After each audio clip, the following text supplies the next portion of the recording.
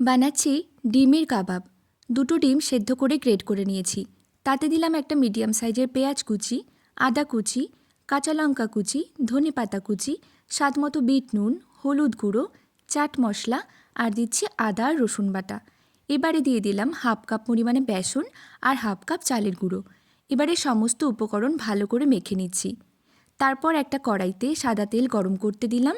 তেলটা গরম হয়ে গেলে আগে থেকে কাবাবের আকারে গড়ে রেখেছিলাম দিয়ে দিলাম। এবারে লো ফ্লেমে একটু সময় নিয়ে ভালো করে ভেজে নেব। একটা সাইড ভাজা হয়ে গেলে অপর পিঠটাও একইভাবে ভালো করে ভেজে নেব। তারপর গরম গরম নামিয়ে যে কোনো সসের সঙ্গে আপনারা পরিবেশন করুন ডিমের এই কাবাব। অপূর্ব লেগেছিল। আপনারা বাড়িতে একবার ট্রাই করে দেখতে পারেন।